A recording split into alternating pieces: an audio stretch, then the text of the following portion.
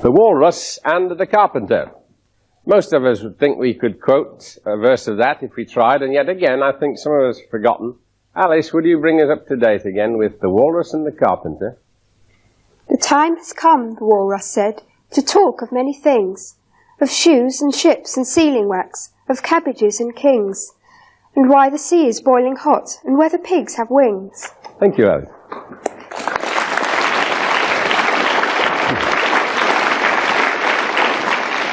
Perhaps you'd like to hear the engineer's version of that. A simple parody. The time has come, the speaker said, to talk of many things, of trains and trams and fairy tales, of lines of force and things, and gyros like inductances, and then magnetic springs. All these and more we shall do this hour. Fairy tales, did I say, and lines of force. I want to tell you about fairy tales and what becomes of them when you grow up. The fact is we all continue to believe in fairy tales all the time, but of course we give them a much cleverer sounding name so that it won't sound childish. We call them analogies. Another name for fairy story. Now, a lot of fairy tales were designed to point out morals one way or the other, like don't be greedy, try not to put yourself first, and so on. In a way, the analogues are the same. You invent a story that sounds as if it could be true, to try to understand, if not only in part, something about things like electricity and magnetism that would otherwise be quite impossible to handle. So we say electricity is like water flowing in a pipe, and at once we have a feel for an EMF, an electromotive force. It's the electrical pressure. And because you understand water pressure, you know what it feels like, you begin to understand electrical pressure. Fairy stories, nothing more, but very, very useful fairy stories. Just as it doesn't do to ask how the pumpkin changed into a fairy coach, one must not probe too deeply into analogues, or they tend to disappear in a puff of smoke like the traditional wizard in pantomime. Let's think about lines of force and things. What is a line of force, said Alice. She didn't, but she might have. And the good book says, oh, well, like with confidence. A line of force is the direction in which a free north pole would move. Fine. Oh, so they're not real then, says Alice. They're just directions. They're not real. Well, no, said the White Queen, but they're in your head, though. Alice tries another approach. She said, what is a free north pole? Well, a free north pole cannot exist. Not a very useful thing then, is it, said Alice. Wrong again, snaps the Queen. I've always found it most useful. So have you and I. So long as it gives us the right answers. But when it gets to asking us whether, if one looks at the lines of force from a bar magnet, and I confess I think that most of us think of the lines of force from a bar magnet as being displaced only in a plane, because we see them on a piece of paper in a book. But if you could see lines of force in a magnet, and we try to, we got our thing, we often try to look at lines of force as if they were piles of iron filings. And there, of course, lies the danger, because if the strings of filings ever become in your mind the lines of force, then the lines of force will receive a treatment as if they were the real things, which iron filings are, and yet the lines of force are only in your head. Here is a representation of a bar magnet. The experiment that then becomes difficult is this. If we see lines of force sprouting like bristles from a brush, if I rotate the bar magnet, do the lines of force actually go round with the bar, or do they stay where they are and let the magnet spin in the middle? Now, I've taxed my ingenuity and found it possible to devise two experiments, one of which demonstrates quite clearly that the lines of force go round with the magnet, and the other one demonstrates equally clearly that they do not. Well, it was only a fairy story after all, you see. And when you get to a situation like that, there is only one conclusion. If I can quote Sherlock Holmes correctly, when all the impossible things have been eliminated, however unlikely, that which remains is the most probably true, or where's that effect? When you eliminate everything else, if you find that that is not so, you can have it either way, there is only one conclusion left. There are no lines of force. They were imaginary. They were fairy tales. Well, of gyros, like inductances. That was a thought to conjure with, wasn't it? I have a little finished business with gyroscopes, because one of my animals last week failed to operate for me. And when my animals don't earn their keep, I tend to make them work rather hard. It was what I call the demolition experiment, in which we're going to show that a gyroscope, once again, well, another further demonstration that a precessing gyro does not have angular momentum, what is commonly known as inertia, and yet the same speed, if it was not spinning, would demolish that it could not demolish before. So first of all, yeah, we'll spin up. We've got this rod. The mistake we made last time was to put it through a hole. This time we've clamped it really tight. Okay, Bill. Let's go. Oh, yeah. Hang on.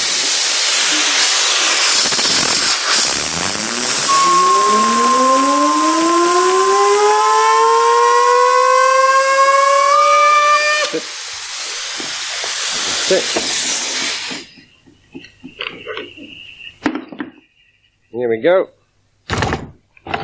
Did you see that? As soon as it touches the rod, it drops like a stone and returns. It has not the inertia to knock that off. So now we clamp it, and we turn. The other thing we didn't do last time was to make sure that this baseboard was firmly secured against something to make it like a hard wall. If you don't do that, then of course everything gives way. Spin it from the top side. Now we have calculated, you saw me blowing a note there on the recorder. That was so that I could listen to the note of the wind over the Pelton bucket, so that I could get the speed appropriate to the angle which I am now going to drop the gyro from. When it lines up with that shadow there, then that is the correct height to give the same velocity at the bottom as we hit it before. And this time, I hope, fingers crossed, not quite. Once more.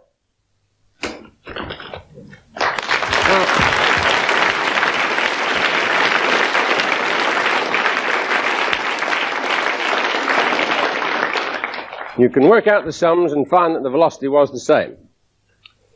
Well now, before we finish with that gyro, I have another couple of demonstrations which are going to lead on to something else. With the handle at the back, I can get a contact with the gyro. If I push the handle in, I can then rotate the gyro by hand. And if I do that, when it's spinning and it's released, it will rise up. As you saw last time when Dennis was holding that thing and I turned him faster, it rose in the air. When this one rises up, there is a piece of rubber tubing on the end of the shaft. The shaft is spinning, and when it hits the ceiling, it will try to take the gyro around even faster, which means that the gyro will press even harder on the ceiling. You'll be more sure of getting a grip, and so on. And when a gyroscope is force precessed in that manner, in other words, you demand a precession rate which it can't give you, and yet you stop it from rising as it wants to, it ceases to be, in my world, it ceases to be a gyroscope at all. And the fact that it does so will be reflected in the behavior of this trolley, because you'll see it begin to shake it about like that eccentric drill shook me about, but not until the rubber hits the ceiling. Let's have a try, Bill.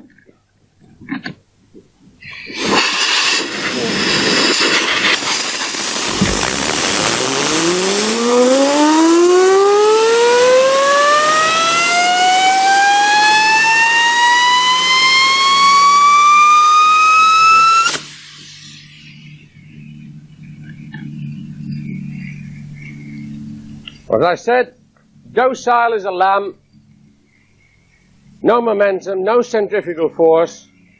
Let's wind it up. There she goes.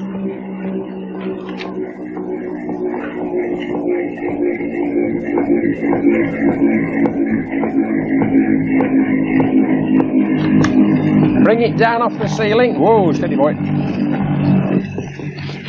Docile as a lamb.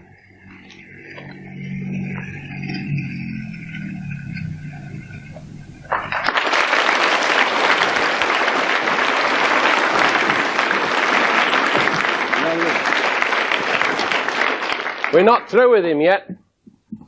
We're going to make life harder. We've made the ceiling slope. Now surely, when he's at the lowest point, that's one thing. But how does he manage to climb up on his own? Can he climb up on his own?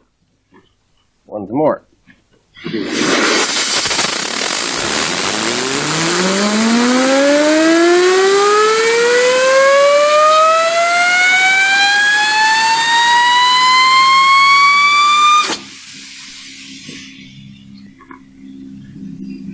There you go. Sorry. There he is.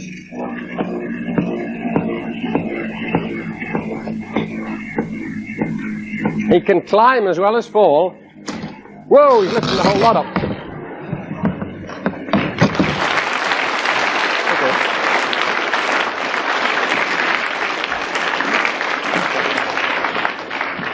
And here he is saying, look, I didn't do it, I'm not dangerous at all. I was going to say to you, can you see the lid bending under the strain? You didn't need to, he chucked it right off in the end. Now this is only a lead-in to a Victorian toy which was brought to my notice during the earlier lectures, which I hadn't seen before. And through the kindness and courtesy of Mr. Robert Benthall, who I'm glad to say is with us today, he brought me along the best executive toy I think the world has ever seen. This one is a real oldie. It's a gyroscope, it's a cone, you put on top of a pivot, and then you put into the top holder, should have done that first, a piece of wire, a piece of brass that's been bent into a zigzag pattern. Now, locate the gyro. And this time you don't need a motor or string or anything. You just need your finger and thumb just to give it a little spin. Then you displace it, and then you lower the top piece and get the gyro feel of it. Have a feel of it. And there you can see it running round both. A little bit lower, I think. Better. Go on. Not just round one side, but right round the end and back.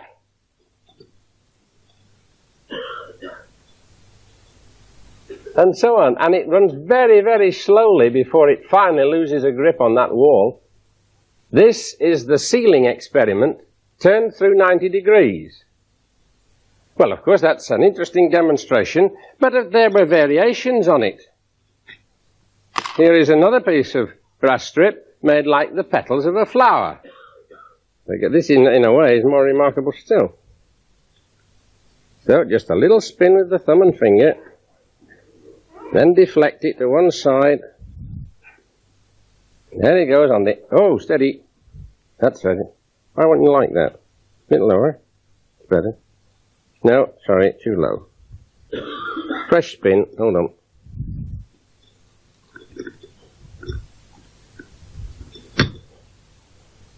Around the inside of the flower, I've missed him. I've got you. Around the inside, around the outside. Now, surely every executive, when it's running too slowly, it does that. It says, hey, I want a bit more juice. Now, I'm sure that these are going to find their place on the mantel shelves of managing directors' boardrooms, as well as in every school in the country, I hope, because they're fairly easy to make.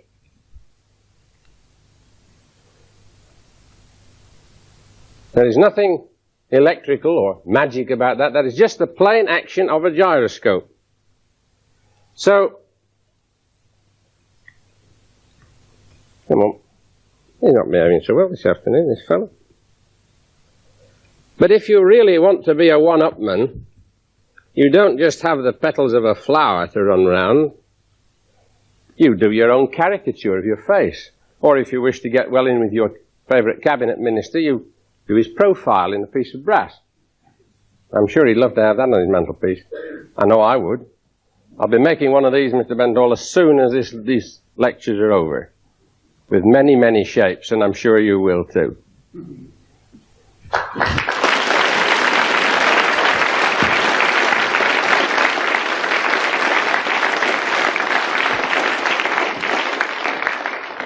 Now, last time I told you I would give you the solution to why this spoked gyroscope seemed to behave in a different manner from those we'd seen earlier, in that when I get it up to speed, I can give a twist to the inner ring, and the inner ring seems to be ready to go on precessing, apparently. It slows down as if there wasn't a wheel on it. And I told you I would give you the reason for that. This would be very difficult to understand if we didn't show you a simpler version first. It is what is known as a rate gyro. A rate standing for rate of turn. This is an instrument so common that most aircraft have them. You've seen this gyro before. We've modified it in that we've clamped the outer ring. So the outer ring may only be rotated by rotating the base. And between the base and the inner ring there is a spring, and I've put a stop on the inner ring so it can only go that far, and a pointer. Now, I'm going to turn the whole turntable, and you are to watch the pointer and imagine that it had a scale up here registering the height of the pointer. The pointer is going to indicate to you the rate of turn of the turntable. Spin him up. The rate of turn, wrong way. The higher the pointer, the faster the rate of turn. Stops dead as soon as it hits the base. Doesn't matter whether or not I'm rotating it about a fixed axis like that, or whether I elect to mount it in an aircraft and say the aircraft is now turning. The other way, no, that way, that's right. You see, if the aircraft is turning, it still goes up. It is a measure simply by the use of a single gimbal ring free. Now, the way this used to be explained to me in my Air Force days might amuse you. They told us that a gyroscope had the properties that when you put a torque on one ring, it precessed the other. Right, now listen lads, this is a rate gyro. Now rate gyro, the aircraft tries to turn. As it does so, it puts a torque on the outer ring, precesses the inner. The inner ring precesses, stretches the spring, that puts a torque on the inner ring, which precesses the aircraft. Right.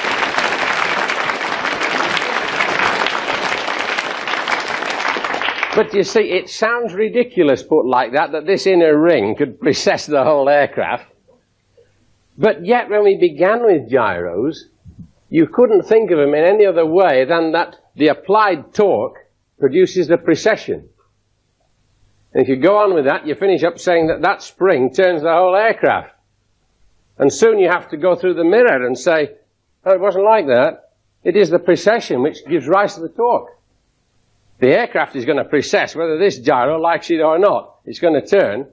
And this gyro will then demand that a certain force be put on the inner ring in order to keep it where it is. And the only way it can do that is by stretching the spring. So it is the movement that produces the torque. In most of the gyros we've seen, it is the torque we think of as producing the movement. I want you to see that both those things are valid whenever you want to use them that's most convenient. Or again, with Humpty Dumpty, when I use a word, he said it means just what I mean it to mean. Magnetic springs, yes. First of all, though, an ordinary spring. This is just a coil of steel strip, And no doubt some of you have got these things because they have been manufactured commercially as toys. They will walk downstairs. Sometimes they miss a step like I do, but there's one. Go, two at a time. Once more, Billy.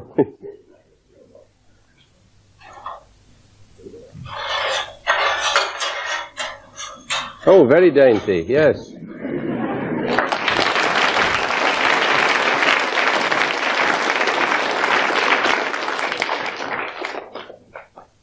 Well, our bedrock for this lecture, and if you can remember it for the rest of your life, your bedrock is analogy. It is fairy stories when all's said and done.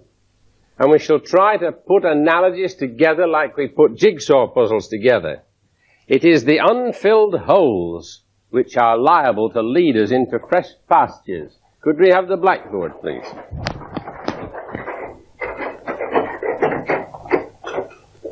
I claim that when I'm thinking about a different thing, I've transported myself into another world. In the electric world, you teach these things at school. I'm going to put ticks opposite these quantities which are well known to you already.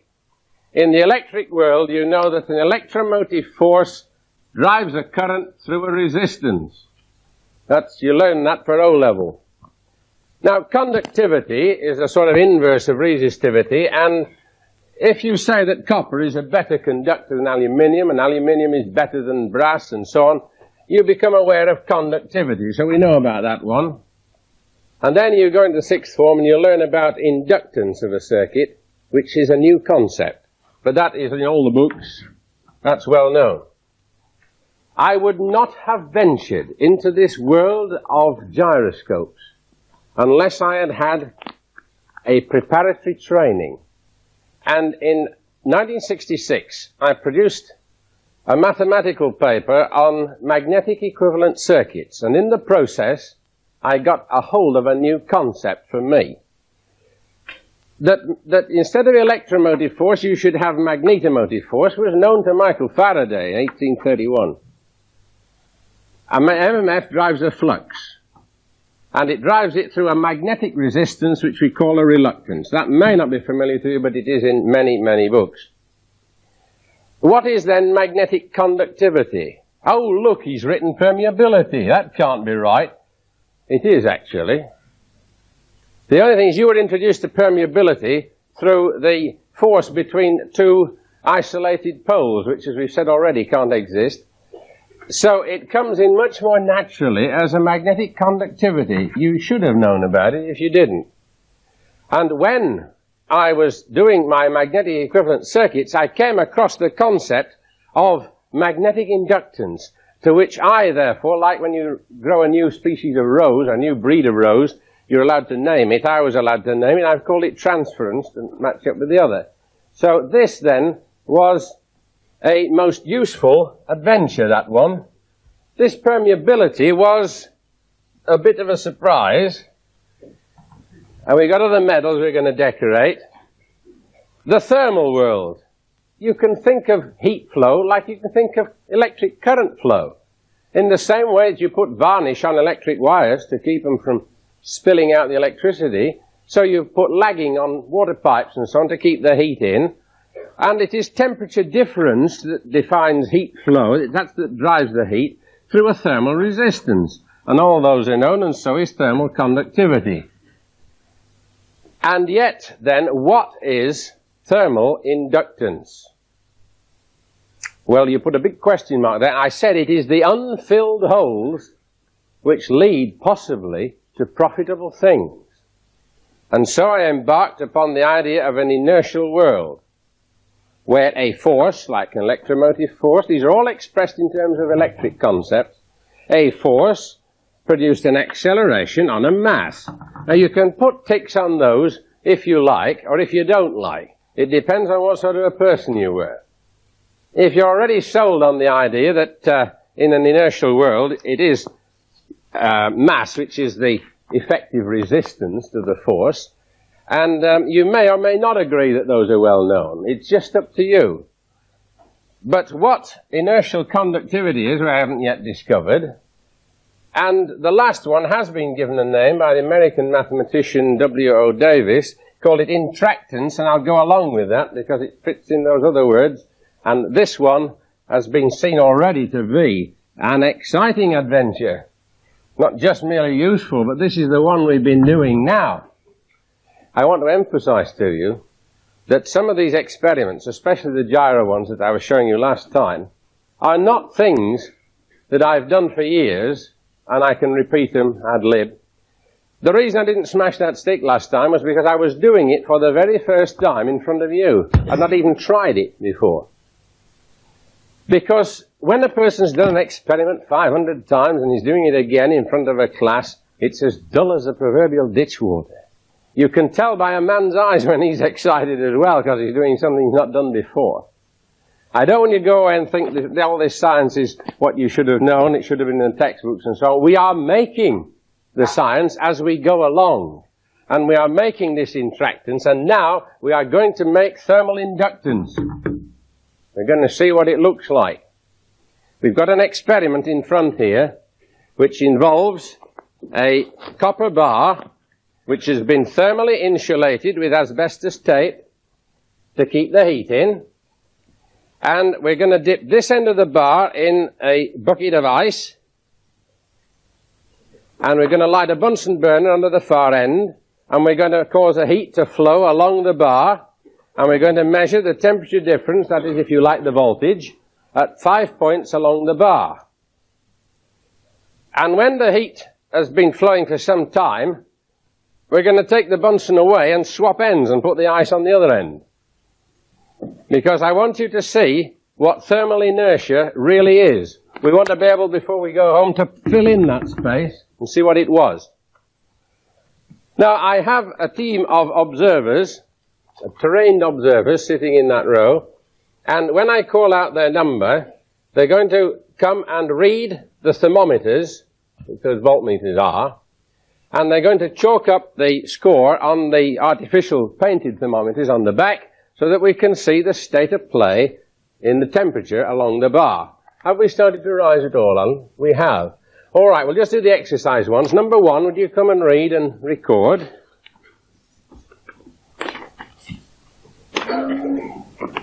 38. 38, come and clock it up. Number two. 20. 28, clock it up. Number three.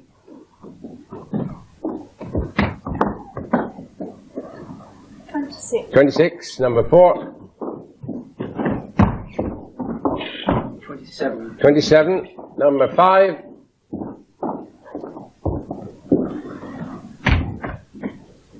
24. 24. You see, the ice is beginning to have an effect on this end. It's pulling it down. The Bunsen is beginning to raise the other end. Thank you very much. Back you go. We'll call you again in another couple of minutes and see how the heat is progressing. Now, in electromagnetic terms, I told you that they were a circular affair. I said gyros are a circular affair. So also are electric and magnetic circuits. This is my model of every electromagnetic machine, every electric motor and generator that ever was or ever will be built. It is a representation of it. You have an electric circuit, generally of copper, and a magnetic circuit, generally of steel or iron, and the two are interlinked. It is all a question of how many linkages you can make and break that determines how the machine works and how well it works. Well, of course, you try to get the maximum current for a given EMF in this, and you try to get the maximum flux for a given MMF in this. So resistance and reluctance are your arch enemies. So you want these loops to be as short as possible and as fat as possible, and that shape appears to have achieved almost the ultimate, because the whole of the hole, if you see the difference in spelling, the whole of the hole in the donut of one is filled with the other, and vice versa. So that is the best electromagnetic arrangement you can ever make. No, it isn't. It is all a question of ingenuity and topology. An engineer is, in French, an ingénieur, an ingenious one. You say, I can do better than that. Melt that copper down and smear it all the way around the steel. It'll look like this. This is a bigger one. Interesting shape. Where's the steel gone? It's on the inside. Now, you see, the steel is not in the center, so to speak, of the copper, because you need more copper in the bottleneck through the middle. That is perhaps the best one can do. You could, of course, have elected to smear the steel around the copper. And no man alive has ever been able to smear them both round each other at one and the same time. Thank you, Bill. The other thing is this. What happens to an electrical machine when you make it twice as big? These rings are twice as big in every linear dimension as the first set I showed you. Their resistance of the electric circuit, the reluctance of the magnetic, are doubled because their length is doubled. But their areas are 4 times as great. So the resistance of that is twice for twice the length, 1/4 for 1/4 the area. It's half the resistance it was before, and that's half the reluctance. That machine, I would say, is 4 times better than the other. And you can have that betterness either in cost price or efficiency or power factor or anything you like. Now, we've talked about linkages, and we've talked about, sorry? Oh, we need a reading. Yes, come on, number 1, quickly. Things have happened. Right off the scale, put it on the board. Bill, take the Bunsen away. Number 2, read. 84. 84 on number 2. Number 3, that's right up to the top. That's 83. And the next, 83, down a bit. That's 30. 30, and the last one. And will you take the Bunsen away now? 23. Yes, we need to take the Bunsen away now to get the... But they'll come up without, yeah. We need to remove the source of heat and put that last thermocouple back, if you would, Harry. Would you put... Okay. Now we've got a progression of heat. If we can see that when it's right off scale, it's coming down rather like that. And now we've taken the heat away from that end, and we're going to put the ice pail under the other.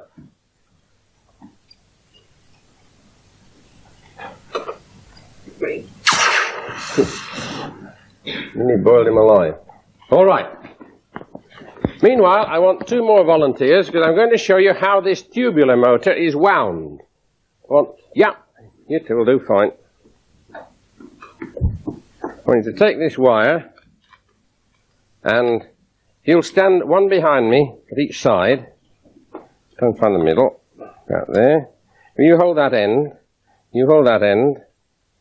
And will you go stand behind me now and sort of pull fairly gently. And I'm going to wrap the wire under the bar.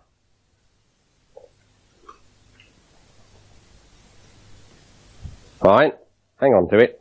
Now you see we've made the sort of winding that you have in this tubular motor. Because here we've got current going clockwise and then followed by anti-clockwise. So we've made a north pole and a south pole.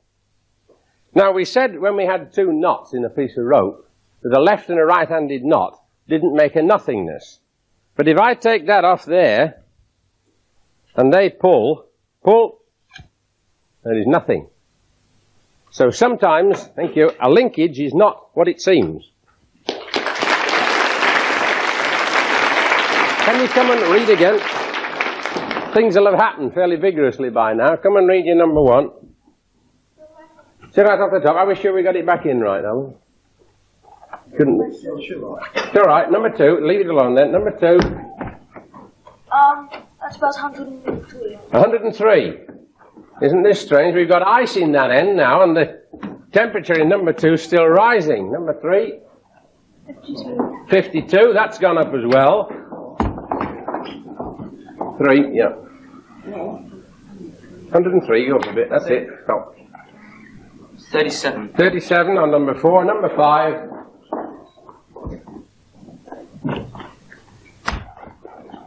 25. 25. So you see they're still all rising apparently. The first one has probably started to descend, but we can't read it yet. Okay, thank you. Back you go. We'll have another go in just a minute. Now this tubular motor is going to be my magnetic spring that I promised you. It is capable of throwing in the air little slugs of metal like that, which consist of a number of rings of copper and steel alternate on a steel core. Come here, right voltage, Barry. The top piece is here. Now this little slug, I drop him in. He says, I want to get out. Help, let me out. Do you notice he's hitting my hand all the time? He says, I want to go higher. All right. We'll let him go higher. And if we've done our sums correctly, he will not be able to get out of the top. The suspense. Now, this one I've done before a lot of times. We've got him more or less nailed there. You would think there was a beautiful spring inside there, wouldn't you? And yet you know it can't be a spring because the amplitude is getting bigger. A spring would have brought it to the top by now. It would become a damped oscillation. This one is an obviously reasonably stable oscillation. And in case you think that I have got a spring in there just to help, oh, is it getting there? That's Barry twiddling. Yeah, all right. He's just trying to make it look out of the top. Go on, have a go. It's nearly there. Just require, actually, to get it out of the top, you require a lowering of the supply voltage. Not a raising, but a lowering. There's another thought of a 180-degree reversal. No, it doesn't feel like it today, mate. It's not going to come out. But if you think there's a spring at the bottom of there, we'll soon show you that there isn't. There's a dull thud at the bottom, and of course I can get it out.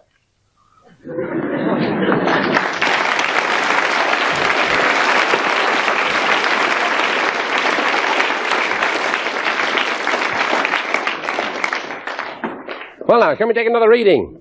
Number 1. 64. 64. Come and mark it up. Number 2. As fast as you can now. Number 3, start off. 48. 48. Number 4. 49. 49. Down a little. 42. 42. His has gone up, you see. Still going up on the left. 31. 31, extreme right. That's gone up 2 or 3 degrees.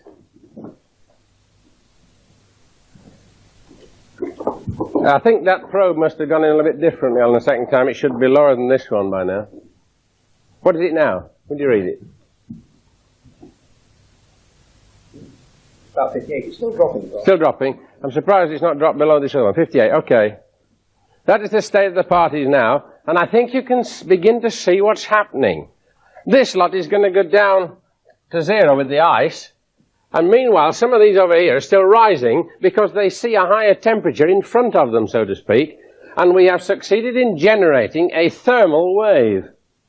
We've got a thermal wave which is progressing along that bar. And now you can see why you weren't taught this, is because it isn't very useful when you've got it. It was an investigation, a curiosity, but I think we've gone far enough already for me to be able to write in just what we can put in there as thermal inductance, because it's known to you by another name. What is it due to?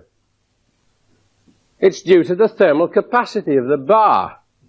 The bar's ability to retain heat, even though that end has been put in ice, and to pass some of that heat both ways.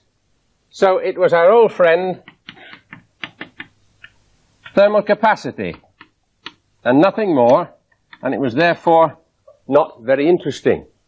That is one of the processes of inventing. You must go along filling in the spaces and seeing whether or not when you fill them in you can explain them. I'm not sure that this is going to be an awfully profitable thing to investigate.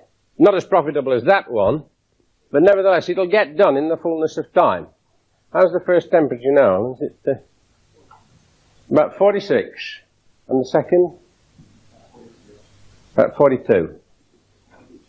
That's not changed. We'll have a look again in a minute. First of all, we're going to show you one of those jumping slug things, but only going one way. We're going to make gravity bring it back. This is a electrogravitational spring, then, for want of a better name. And the missile has gone up slightly in size. It's 2 pounds, 2 pounds of steel with iron, with the copper wrapped around it. And this time, the coils are wound in a different way, so that at the bottom, you've got thin coils, and they get fatter as they get higher up, which means that the magnetic field is accelerating from the bottom, going faster and faster. And I'm going to ask Mr. Coates if he'll catch the missile in a bucket. Would you muzzle load it, Barry? That's right. All right, he's going to try and catch a missile. 3, 2, 1, fire. Wow. Well, how's that?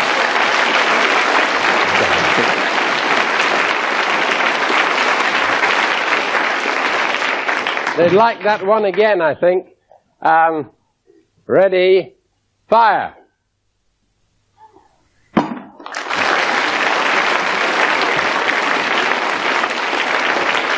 I wanted to do it twice to show you the accuracy. This thing can put it, if a fly had been sitting there after the first drop, it would have hit it on the second drop.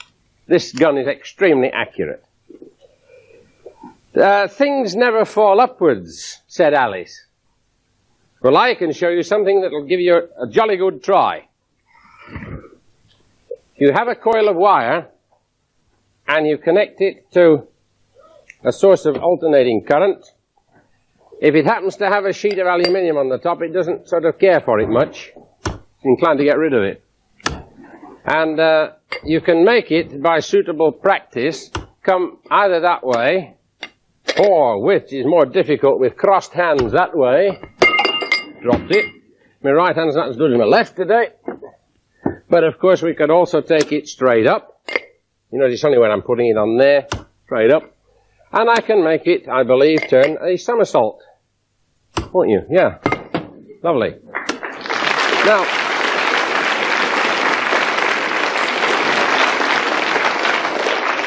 the question is, will it float?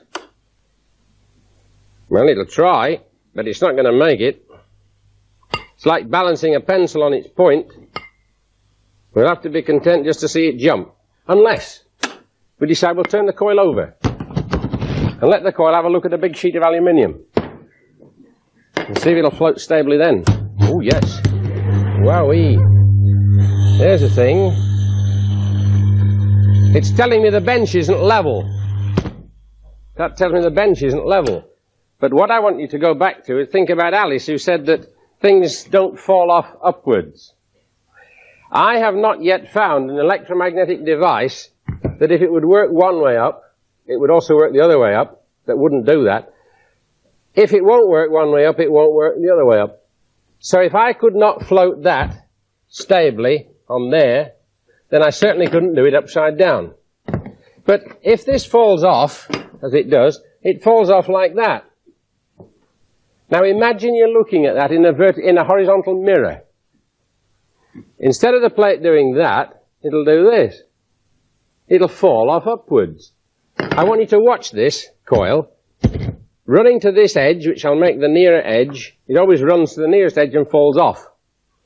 Now, I want you to see how it falls off. It doesn't fall off like this.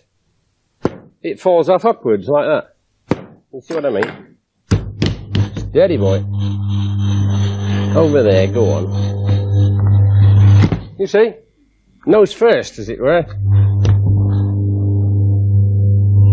Up. You can't reverse the thing just by inverting it.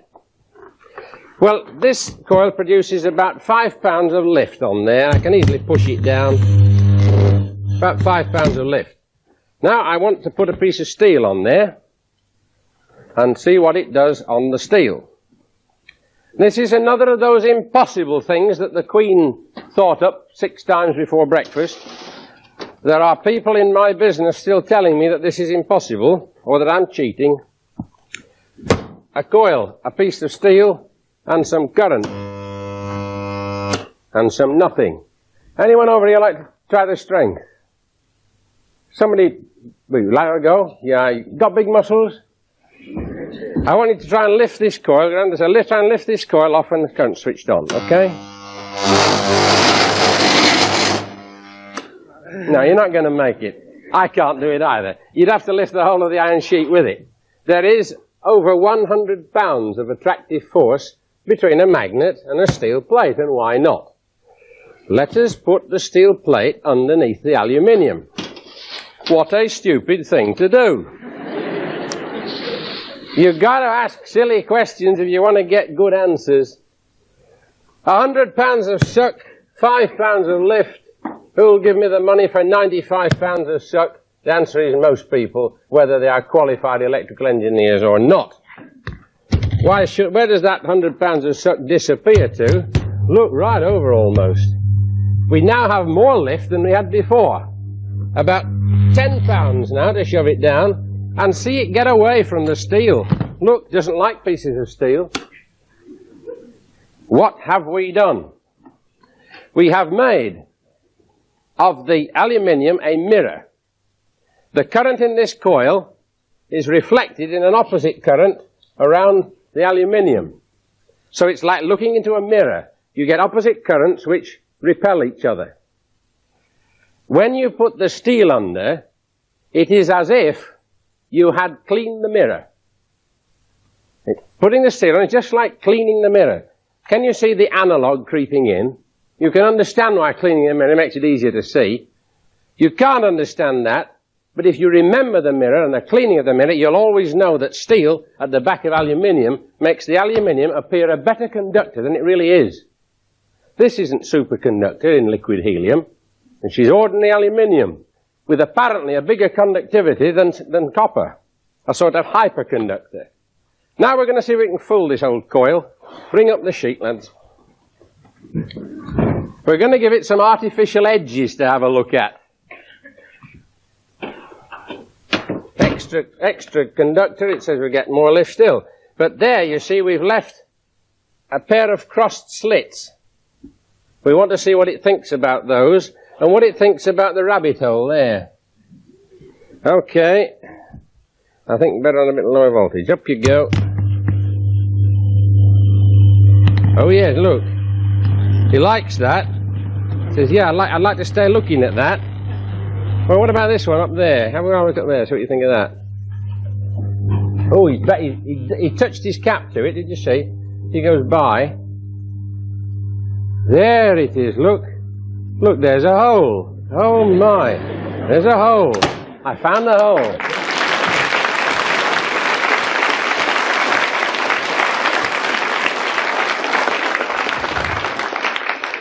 Now, some years ago, people have been started to study high-speed transport possibilities with linear motors. A linear motor I've shown you in an earlier lecture. You put a piece of aluminium on, turn up the juice, very wrong switch, and away it goes. If I really turn up the volts on this, I get something else besides push. I get lift, and it will literally push that through the air, you see. Look, fellas, no hands. But if I put it, we'll try a lower voltage, if I put it a little bit on your side to begin with, not in the middle, then it chucks it off sideways. If I put it off my side, whoops, put it off my side, it's inclined to push it my way. In other words, it is not self-centering. It is, in fact, self-decentering. Well, linear motors were proposed for a tracked air cushion vehicle. We got as far in Huntingdon in 1972 as this machine, which weighed, I think, about 40 tons. And this succeeded in reaching 108 miles an hour, starting and stopping from rest against a 20-mile-an-hour headwind. That's equivalent to 128 miles an hour, in a mile of track, starting and stopping from rest, which was not a bad effort for a single linear motor. But air cushions went out of fashion all over the world all of a sudden. Tracked hovercraft was closed. But meanwhile, the Americans had invited us all to a tournament in Washington. We were all given 30 feet by 20 feet of space in which to demonstrate a workable system. And we thought if we could get an all-electromagnetic system, this would win over an air cushion and electric motor propulsion system.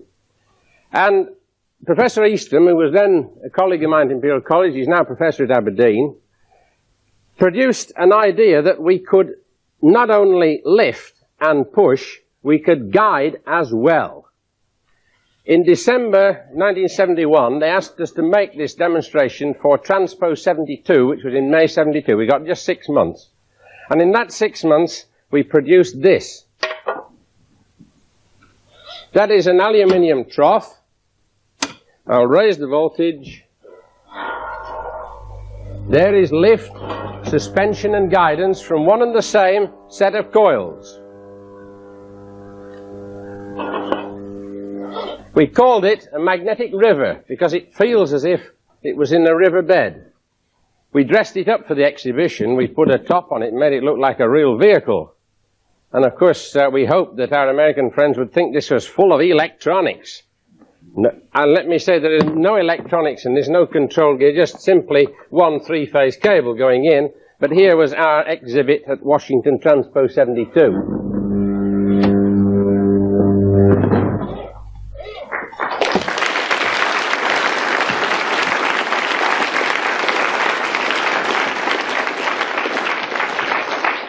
Now, you need a target to make you go, you know. And when the tracked hovercraft closure was made final, there was an investigation by government about the closure, and the Select Committee of the House of Commons arranged to pay a visit to Imperial College to see the work we were doing. So we thought we'd sort of put something on for them that was a bit better than that. Although we had a 30-foot track for Transpo 72, we built this track, which they're going to bring on now. And at once it raises the question in the minds of the critics. You don't really propose putting stuff like that all the way along a 300-mile route. Think of the expense. Well, whilst they're putting that in, try and not pay attention to them. I'm going to show you something else. This is expensive. This is cheap. Piece of aluminium. If instead of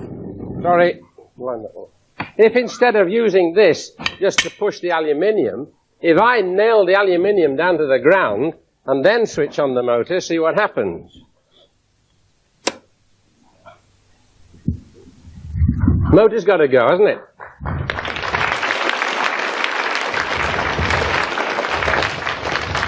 So all you have to do then is to turn it upside down. That becomes the track and that becomes the vehicle. So with that in mind, I hope you will look upon this track in that same way that you are looking at the vehicle and the track is 300 miles of aluminium sheet.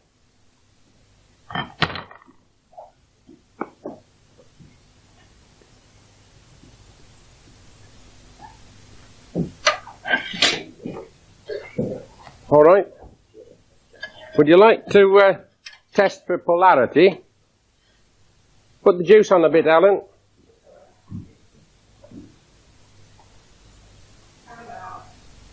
Right, that half's right. The other half's right. Right, turn it up full. Here we go. 2 inches above the surface. Woof.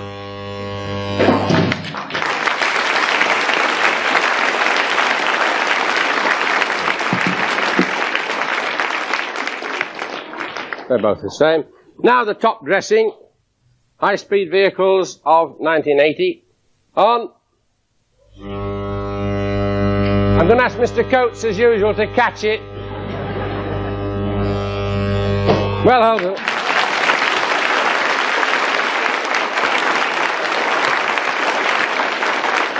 One more I think they would like. On again, Alan. There you go, Bill.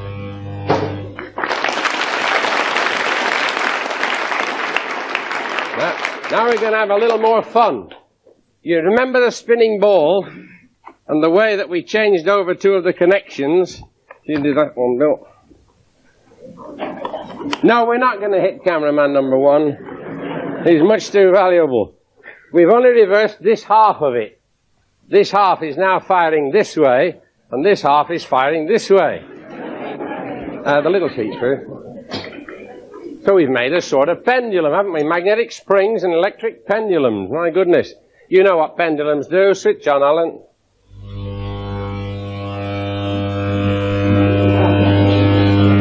Not very interesting. Off. Sometimes I marvel that the linear motors I make today look so like the ones I made in 1951, which didn't work at all. And I asked myself, well, now, what is the difference? And the answer was, it's in the detail. Only in the detail. Of these two sheets, one's wider than the other, nearly twice as wide, a little bit longer, half as thick. The rest of the apparatus is the same. Well, this one behaved like a pendulum. On again, Alan.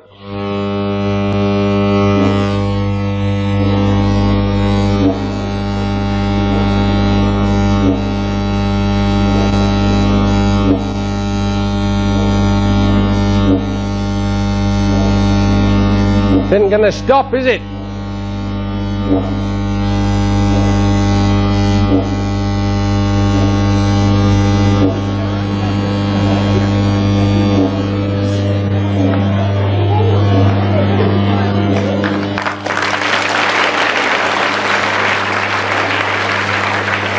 Okay, off. Now we thought we might conclude by giving Alice a ride. She's mounted as for a toboggan ride, and we let her face camera one, and here we go. On again, Alan. Higher up in the air still this time.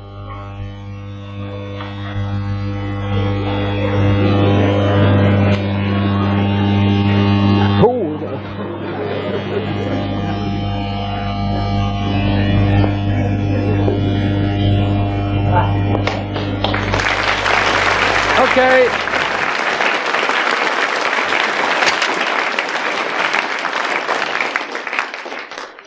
Electromagnetism is like gyroscopes. There are new things all the way if you look for them. Next time we'll be talking about invention. I'll tell you about how one or two of these things came to be invented. And meanwhile, I think you'll agree that this is no ordinary electric motor. And some of those other things are not ordinary spinning wheels. So we'll close by giving Alice another ride in a moment. Meanwhile, join me again next time.